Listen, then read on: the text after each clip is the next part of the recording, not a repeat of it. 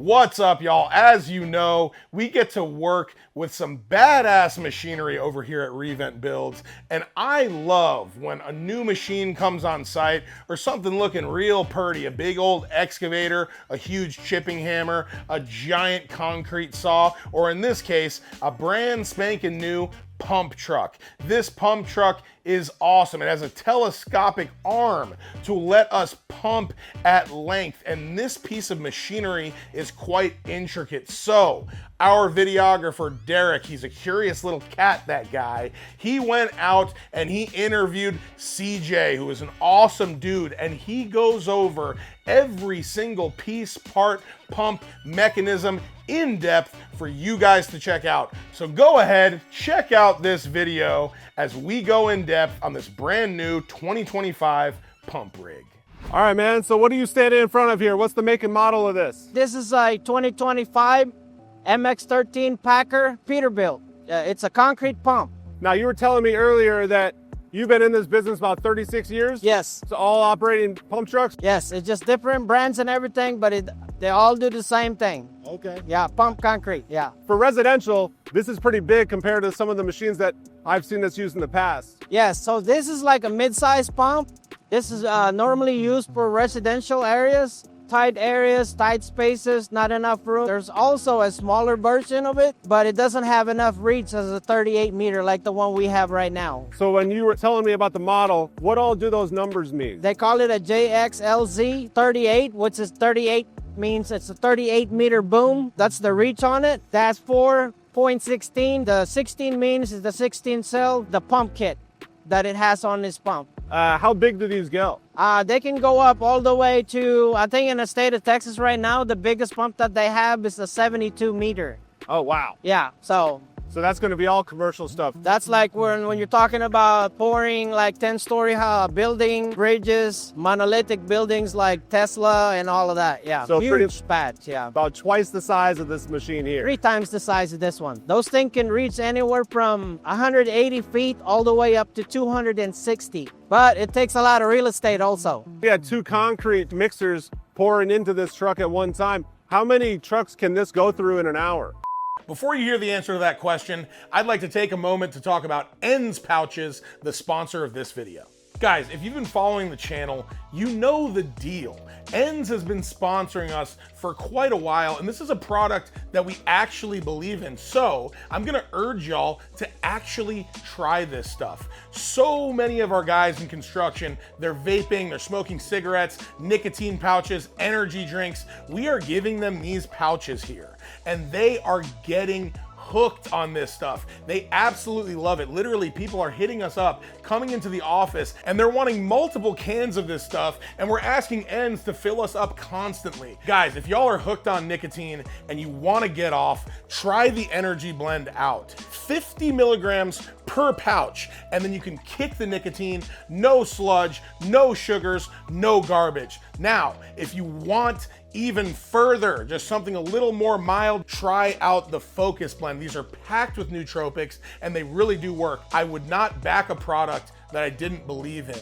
Go on over to endspouches.com, put in promo code JGB, get your 15% off, try the stuff. I promise you, you'll love it.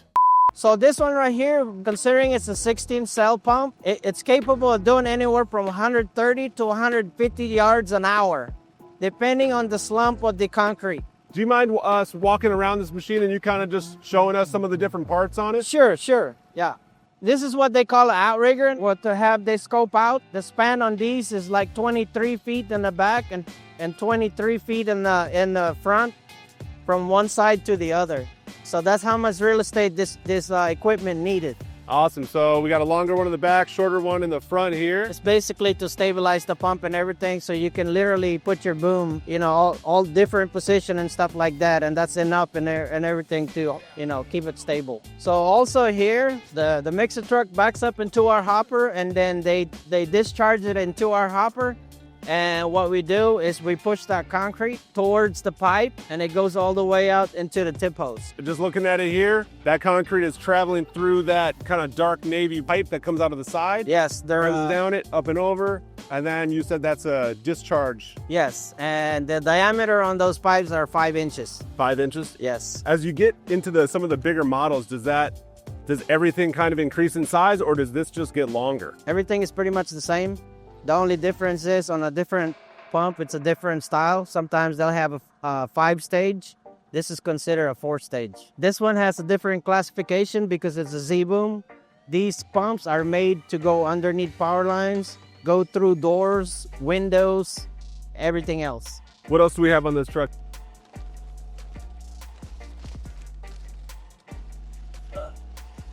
Because this is a brand new truck. Y'all want to keep this thing clean, huh? Yes, of course, yeah. We want to keep the paint longer. You said you've had this about 2 weeks now? Yeah, about 2-3 weeks, yeah. So if you want to come up here and everything, I'll show you how this thing works. Just be careful where you're standing.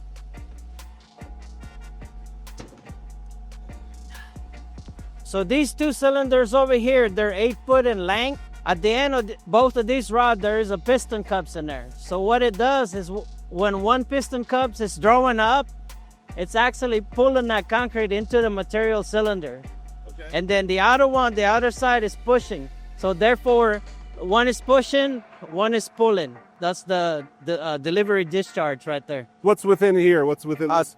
These are water tanks. It's 230 gallons of water. If you imagine two syringes next to each other, yeah, and you put it into a bucket of water, one's pulling and then the other one is pushing. That's basically what this thing is doing. If you look into the right-hand side behind the cab, we call it a slewing motor.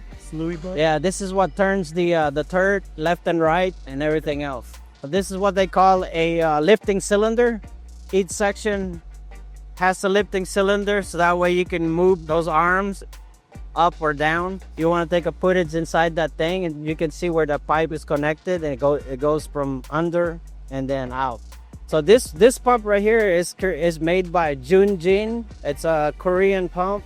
Okay. And it's assembled in Canada by Alliance. Do y'all have a mechanic on staff? So what it is, being so new and everything, the upkeep on this one is really like next to none. So what we do is we do the regular maintenance on it, and then when it gets to a certain hours, that's when we change all the hydraulic filters on it. We check all the hoses, all the gear oil on it and stuff like that, just regular maintenance. And if we do have a major breakdown, then we have a mechanic and everything on standby that we can call too, or we call a dealership if it's the truck problem. Running these for so long, what are kind of the problem parts with these trucks? Like what breaks down the most? What gives you kind of the most trouble? Is it the arm itself? Is it some of the mechanisms in the pump? Well, most of the things that we run into in this line of work and everything is usually it's the mix design. When we get a mix design, sometimes it's too rocky or it's too sandy or there's not enough of both. It's not a good blend, so what happened is the pump usually they start clogging up, and that's when we had to try and unclog it. Or most of the time is you have the high pressure hoses, they blow up on you, that's straining and everything. That's usually where the problem comes into play. It's because it's struggling to push that mix design. So it's not necessarily the machine, but it's what's going in it. Yes. Other than that, I mean, being so new, the only thing that we have to watch out for is all the fittings, because since it's been tied at the factory, and when they tested this pump, they just push water through it. So now that we're actually pushing concrete, it's a lot heavier, so that puts a lot of strain on all the systems. So sometimes some of the fittings and everything will come loose, so we have to retighten it. Are the guys going to be pissed that you got mud on the truck? No. Does this thing get washed every time? Oh, every day. Use every day? Every day. So we use a remote to run the boom and everything, and if this thing fails, there's also a cable that we can connect into the receiver, and if that one fails, this would be our last resort, which you can manually do it by hand, and it's technically it's mimicking. Oh wow, that's cool. If you want to move, yeah, the boom. Okay, closer shot of it.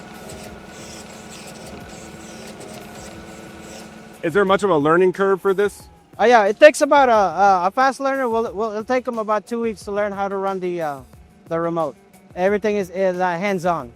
Yeah, so we train them for about 2 weeks, sometimes a month, and then the duration of the training really is about 3 months, because there's so much things that they need to learn as far as checking the ground, make sure it's not soft, because a lot of the pump accident and everything is because they're not putting enough cribbing on the ground. How much pressure is going down on these? This one right here is exerting about 37,000, as it shows right here, 37,100 pounds per leg. That's with the boom pulley extended.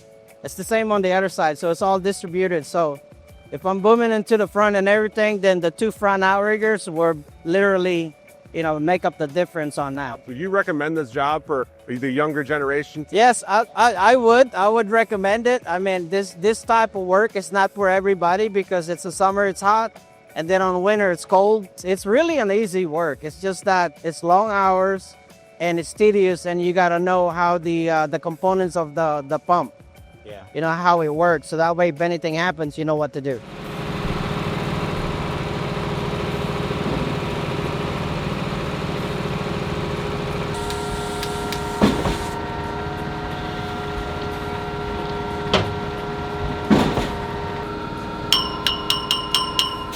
That means it's hollow. Yeah. That what you put in, that ball you put in there, made it all the way through. All the way. And that's what's going to be like floating back there? Yeah.